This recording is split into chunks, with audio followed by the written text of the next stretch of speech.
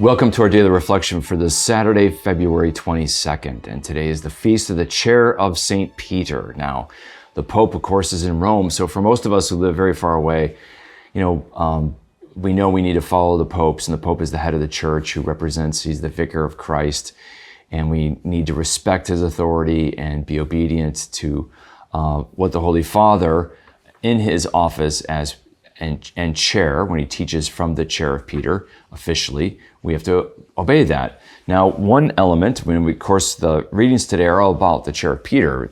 It's First Peter from the first Pope. We have a letter from the first Pope. You could call that the first encyclical, so to speak, the first letter from the popes, and it's about it's a letter to his fellow presbyters and shepherds about being a good shepherd and what that requires, about seeking to tend and care for the flock, and to bring them over to be willing to be, rather than threat and constraint, not to profit from one's leadership, and not to lord it over in arrogance or pride or vanity, but to be a humble example like Christ. And of course, Christ is that example today in the gospel. But one thing I want to say that the chair of Peter is giving to us this year, especially, is he's declared this a Jubilee year, and that's under the authority of the Pope, the one who sits in Peter's chair. It goes back to the first official Jubilee year that was declared outside of Christ, who began his public ministry with the Jubilee year in Luke chapter 4, for example, verse 18 and following, where he says it's the year of the Lord's favor. So Jesus declared a Jubilee to begin his reign as king, and that was what kings could do in the ancient world. And the popes, as the vicar, representative of Christ the King, can also declare a Jubilee. And Pope Boniface did that in the year 1300. And now Pope Francis has declared a Jubilee year.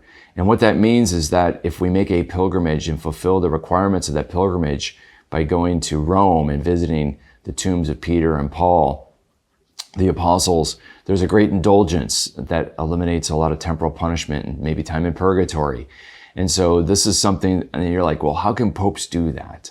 Well, because what the gospel reading today, Jesus said to Peter, I give you the keys of the kingdom of heaven, not just the keys of the Vatican. And whatever you bind on earth shall be bound in heaven. And whatever you loose on earth shall be loosed in heaven. And so this indulgence that Peter gives of loosening for temporal punishment is something that's done here on earth, but it's bound in heaven.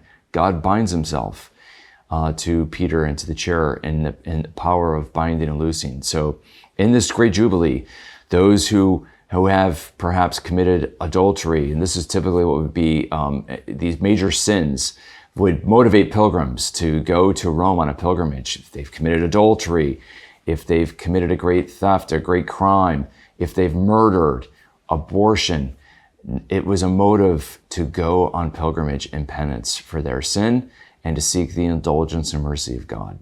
And so to do that is to trust not in princes and powers of this world or in the Pope, but in the word that Jesus gives to Peter and to the popes. It's trusting the word of God. That's where we put our faith. And that word is a great promise placed in the hands of those who are heirs of the chair of Peter.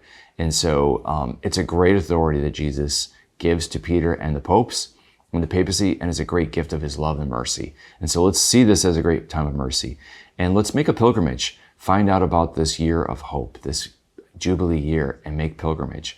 I know I'm planning on going to Rome and to pray for God's mercy. I hope you do too. May the Lord bless and keep you.